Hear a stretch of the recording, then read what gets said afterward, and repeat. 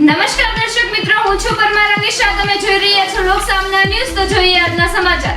નવી civil hospital પાછળ પાણીની જર્જરી ટાંકી જોખમી. નવી સિવિલ હોસ્પિટલના પાછળના ભાગે ક્વાર્ટર તરફ આવેલી જૂની પાણીની ટાંકી હાલમાં ગંભીર રીતે જર્જરિત બની ચૂકી છે. હાલ આ ટાંકી ઉપયોગમાં નથી અને બંધ હાલતમાં છે. છતાંય તેની હાલત એટલી નબળી થઈ ગઈ છે કે ગમે ત્યારે તૂટી પડી મોટી દુર્ઘટના સર્જી શકે તેવી સ્થિતિ ઊભી થઈ છે. સ્થાનિકોને હોસ્પિટલ સ્ટાફ દ્વારા વારંવાર ધ્યાન દોરવા છતાં આ ટાંકી અંગે કોઈ નક્કર કાર્યવાહી થતી નથી. ચિંતાજનક બાબત એ છે કે જો આ પાણીની ટાંકી તૂટી પડે તો પાછળ આવેલા વ્યસ્ત મેઇન રોડ પર સીધી પડી શકે છે, જ્યાં સતત વાહન વ્યવહાર અને લોકોની અવરજવર રહે છે. આવી સ્થિતિમાં જાનમાલના નુકસાનીની પૂરી શક્યતા છે.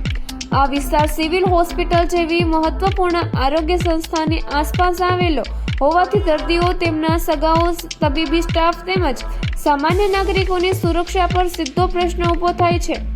છતાં સિવિલ હોસ્પિટલના PIU વિભાગ દ્વારા ગંભીર મુદ્દાને નજરઅંદાજ કરવામાં આવી રહ્યો હોવાથી ચર્ચાઈ રહ્યું છે. હવે પ્રશ્ન એ ઊભો થાય છે કે જવાબદાર વિભાગો ક્યારે જાગશે? પ્રશાસન દ્વારા તાત્કાલિક નિરીક્ષણ કરી જર્જરી ટાંકી દૂર કરવી કે સુરક્ષિત બનાવવી અત્યંત જરૂરી બની ગઈ છે, જેથી ભવિષ્યમાં કોઈ અણધારી ઘટના ટાળી શકાય. નો પરિચય ને શું કહેશો આ ટંકી બાબતે? વિપુલ ઉધનાવાલા, સુરત શહેર કોંગ્રેસ પ્રમુખ. બીજેપી 30 વર્ષથી ગુજરાતમાં શાસન કરે છે, કોર્પોરેશન મ્યુનિસિપાલિટીમાં શાસન કરે છે, તેઓ ભારત દેશમાં શાસન કરે છે. તેઓનો આ નમૂનો છે, આ ભ્રષ્ટાચારનો નમૂનો છે. જે રીતે તડકેશ્વરમાં ટાંકી ટ્રાયલ કરતાં જ પડી ગઈ અને કેટલીક ટાંકીઓ જર્જરિત હાલતમાં બનાવેલી હતી, તે હવે બહુ ટૂંકા સમયમાં પડી રહી છે. વલસાડમાં પડી રહી છે, વડોદરામાં થઈ, સુરતમાં થઈ રહી છે. અને આ નમૂનો સુરત શહેરની સિવિલ હોસ્પિટલનો છે. એની પાછળ એક મોટો રોડ જાય છે અને એ રોડ પર હજારો વાહનની અવરજવર છે, એ ખૂબ મોટા પ્રમાણમાં જાય છે. અને આ જો ટાંકીનું જે રીતે જર્જરિત છે, ક્યારે પણ પડી શકે એવી પોઝિશનમાં છે, એટલે ખૂબ મોટા પ્રમાણમાં જાનહાનિ થશે. આ ટ્રિપલ એન્જિનની સરકાર એટલે ભાજપના નેતા, જે સેન્ટ્રલ ગવર્મેન્ટના નેતા છે, એ 20% કમિશન લે છે. રાજ્ય સરકારના નેતા 20% કમિશન લે છે અને સુરત શહેરના નેતા 20%, એટલે 60% તો કમિશન લે.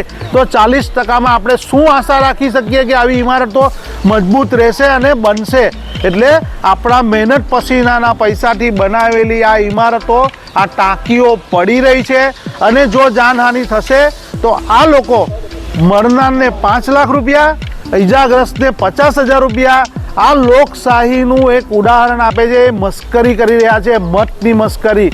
જ્યારે આપણે જુઓ છો, કોંગ્રેસની ગવર્મેન્ટ અંગ્રેજો બનાવી ગયા હતા અને કોંગ્રેસની ગવર્મેન્ટ આજ સુધી એ ઇમારતો, એ ટાંકીઓ અડીખમ છે, બુલડોઝર લઈને તોડવી પડે એવી છે.